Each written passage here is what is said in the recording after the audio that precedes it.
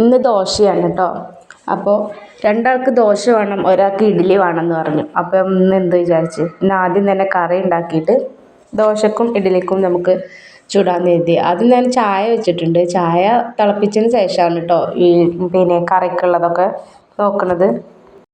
ഇന്നലെ മേടിച്ച ചിക്കനിന്ന് അതിൻ്റെ എല്ലും പാർട്സും കൂടെ എടുത്തുകൊണ്ടാണ് കേട്ടോ രാവിലെ ഇന്ന് കറി വെക്കണത്. അത് വെച്ചിട്ട് ഒരു കറി അങ്ങോട്ട് ഒപ്പിക്കാമെന്ന് കരുതിയിട്ടാണ്. കുഴപ്പമില്ലാതെ ദോശമാവ് പൊന്തിയൊക്കെ ചെയ്തേക്കണ്.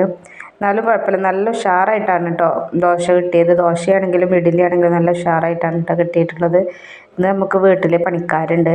ടൈലിൻ്റെ പണി തുടങ്ങിയിട്ടുണ്ട് കേട്ടോ. വീട് പണി തുടങ്ങിയിരിക്കണം, അതിൻ്റെ ടൈലിൻ്റെ പണി തുടങ്ങിയിരിക്കണം. അപ്പോൾ ഇത് കഴിഞ്ഞ് ചായ കൂടി കഴിഞ്ഞിട്ട് വേണം അങ്ങോട്ടുള്ള ചായയും വെള്ളം കൂടിയും കൊണ്ട് കൊടുക്കാൻ വേണ്ടിയിട്ട് പോവാൻ കേട്ടോ. കറി വെന്തതിന് ശേഷമാണ് കേട്ടോ ദോശ ചുടാൻ വേണ്ടിയിട്ട് പോണത്. കറി വന്നിട്ട് വേഗം തുറന്ന് വെച്ച്, അല്ലെങ്കിൽ കുട്ടികൾക്ക് അത് ചൂടാറി കിട്ടൂലെങ്കിലോ എന്ന് കരുതിയിട്ടാണ് കേട്ടോ. എന്നിട്ട് വേഗം 2 ദോശ ചുട്ടാൽ അത് കൂട്ടി കഴിച്ചും കണ്ടാണ് മദ്രസ് പോവുക. പിന്നെ വന്നിട്ടാണ് കേട്ടോ എന്താ വെച്ചാൽ കഴിക്കുന്നത്, ഇഷ്ടമുള്ളത് സാധനം കഴിക്കുക.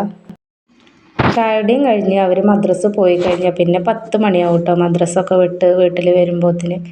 അപ്പോൾ നല്ല ക്ഷീണവും അവർക്ക് നല്ല വിശപ്പ് വയ്ക്കാരം. അപ്പോൾ എന്താ വെച്ചാൽ എല്ലാം കഴിക്കും കേട്ടോ. രാവിലെ പോകുമ്പോൾ അവർക്ക് എന്തെങ്കിലുമൊക്കെ ഒന്ന് ഒരു വിശപ്പിനുള്ള ആ ഒരു ഇത് കിട്ടിയാൽ മതി.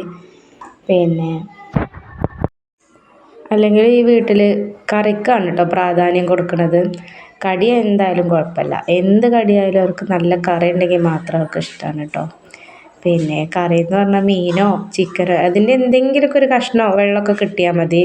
കുറേ വേണമെന്നൊന്നുമില്ല, അതാണ് ഇവർക്ക് ഏറ്റവും കൂടുതൽ ഇഷ്ടം കഴിക്കാൻ. അപ്പോൾ ഇന്ന് ഇത്രയൊക്കെ ഉള്ളൂ കേട്ടോ. ആ വീഡിയോ ഇഷ്ടപ്പെട്ടാൽ ലൈക്കും സബ്സ്ക്രൈബും ചെയ്യാൻ മറക്കരുതേ.